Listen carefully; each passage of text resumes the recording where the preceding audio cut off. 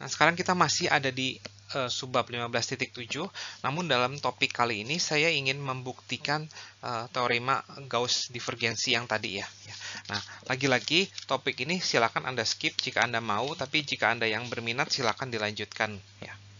Nah, jadi tujuan kita itu ingin membuktikan ini nih, integral permukaan dari f dot nds itu tuh sama dengan ini ya, triple integral sepanjang G, di mana G itu adalah bangun ruangnya ya gitu. Nah, kalau kita buka misalkan si F-nya itu adalah ini FI, GJ, dan HK.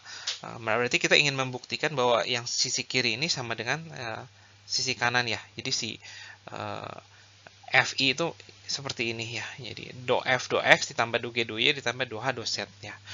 Nah, jadi yang sebenarnya kita harus buktikan itu adalah jika kita bisa membuktikan ini nih, FI dot NDS itu sama dengan ini bukan G ya, harusnya sigma do F do X dV ya. Jadi kita akan membuktikan perbagian-perbagian ya, GJ NDS G DG per DY dV, dan yang terakhir adalah HK N DS ini menjadi G DH per D ZdV. Nah, jadi kita akan membuktikan ini, dan ini. Maka jika kita bisa membuktikan ini, 1, 2, dan 3 ini, maka teorema Gauss divergensi itu terbukti. Nah, namun teorema Gauss divergensi ini tuh untuk sembarang G ya, itu tuh lumayan sulit ya. Kenapa? Karena parametrisasinya itu sulit gitu. Nah, oleh karena itu yang akan saya bahas di teorema ini tidak untuk sembarang G, tapi hanya untuk G yang dibentuk dari ini nih. G yang dibentuk dari kurva ini. Kurva ya, bukan kurva maksudnya, permukaan ya. G yang kita mau bahas ini G yang bisa dibentuk dari dua buah fungsi Z sama dengan G1XY dan Z sama dengan G2XY. Ya, supaya parametrisasinya kita nanti gampang sih. Jadi G yang akan kita buktikan untuk teorema ini tuh adalah G yang bisa dibentuk dari dua buah fungsi ini nih gitu ya. Nah, mungkin sebagai contoh itu adalah adalah lingkaran ya. Lingkaran ini bukan lingkaran bola ya. Bola itu kan ada kubah atas dan kubah bawah ya. Untuk kubah atas itu kita punya fungsi yang satu. Nah, untuk kubah bawah itu adalah fungsi yang dua gitu ya. GX ya gitu. Nah, seperti ini gitu ya. Atau setengah lingkaran pun kita bisa, setengah bola pun kita bisa pakai gitu. Karena setengah bola kan kubah atas itu adalah suatu fungsi, kubah bawah itu suatu fungsi gitu. Jadi intinya yang mau kita G yang kita pakai itu adalah fungsi yang seperti berikut itu ya. Lalu karena G yang kita pilih itu adalah berbentuk seperti yang tadi gitu ya, jadi bisa diparameterisasi oleh X dan Y, kita hanya akan membuktikan yang bagian ketiga ya, bagian ketiga dari slide sebelumnya, yaitu adalah yang bagian H-nya gitu ya. Jadi kita ingin membuktikan bahwa ini integral permukaan HK dot NDS itu sama dengan triple integral terhadap G dari do H do Z dV ya. Nah, jadi yang akan kita buktikan tuh hanya yang bagian ininya aja. Nah, sekarang saya akan melihat dulu sisi kiri ya. Jadi dari sisi kiri H dikalikan ke K dot N ds ya. Nah, ini akan saya integralkan dengan menggunakan cara atau teori yang kita pernah bahas di 15.6 ya. Yaitu ini bukan G lagi-lagi, sorry, harusnya sigma ya. Nah, karena G itu dibentuk dari dua buah permukaan bagian atasnya ya, itu adalah Z sama dengan G1XY, dan bagian bawahnya Z sama dengan G2XY. Maka integral permukaan ini harus kita bagi dua ya, terhadap permukaan yang atas dan terhadap permukaan yang bawah. H topi N.ds ditambah HK topi N.ds. Nah, ini N1, ini N2 ya, karena N1 tuh untuk permukaan yang atas, N2 itu untuk permukaan yang bawah. Nah, untuk permukaan yang atas, ini langsung berubah menjadi R ya. Ini tetap saya tulis H dikalikan K topi ya, tapi N1 itu adalah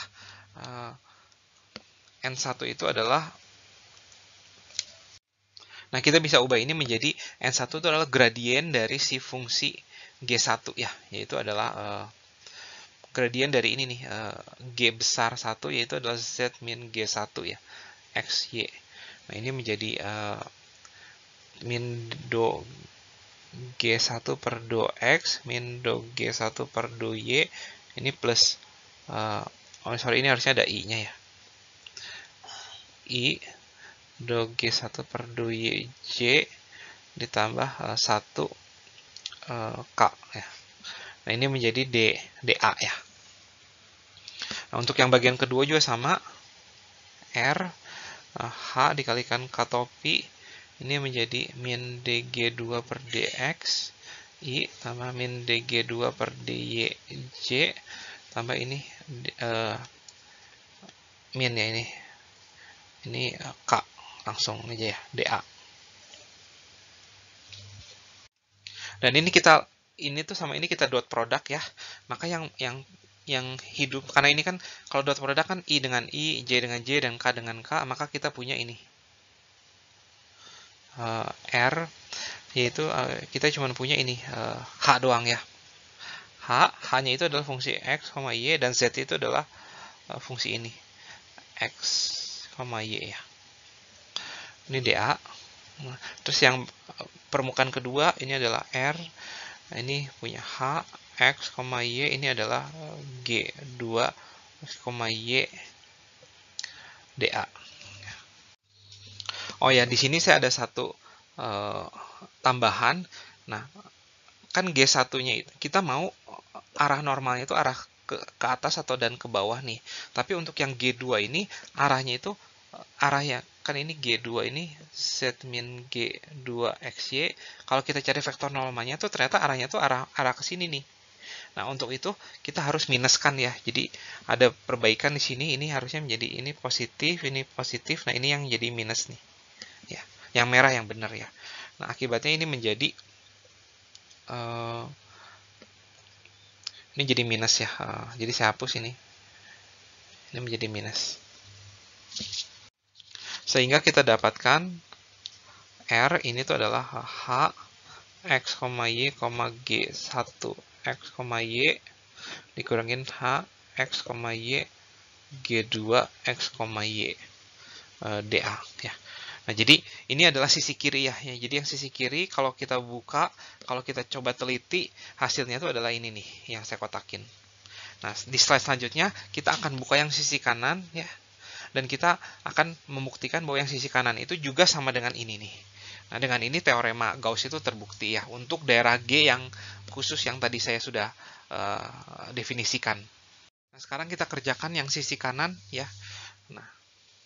Nah, ini sisi kanannya itu karena ini kita punya triple integral, kan dv-nya itu bisa dx dy dz atau dz dy dv atau apapun lah. Nah, tapi kita khususkan ini menjadi seperti ini ya. dz dulu. Nah, setelah itu bisa dx dy atau dy dx terserah, atau bisa kita ganti menjadi dA seperti ini.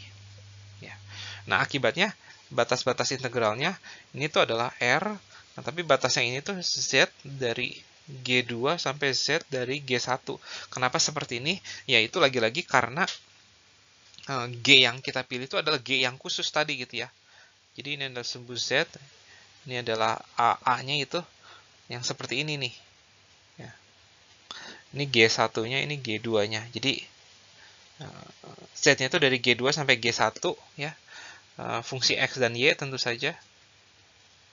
Do H, do Z, dz, dA ya. Nah, ini bisa kita ubah menjadi H ya, berarti menjadi H Hx, Y, Z. Ini dari Z-nya itu dari G2 sampai Z-nya itu dari G1 DA. Dan ini kita akan mendapatkan ini sama dengan H X, Y G1 X, Y dikurangin H, Y G2 X, Y DA. Dan ini yang saya kotakin ini tuh sama persis dengan yang saya kotakin di slide sebelumnya. Maka dengan ini teorema Gauss divergensi untuk kasus G yang seperti ini tuh terbukti ya. Ya, semoga cukup jelas bukti dari teorema ini. Nah, kita akan masuk ke subbab selanjutnya, yaitu subbab yang terakhir, yaitu 15.8.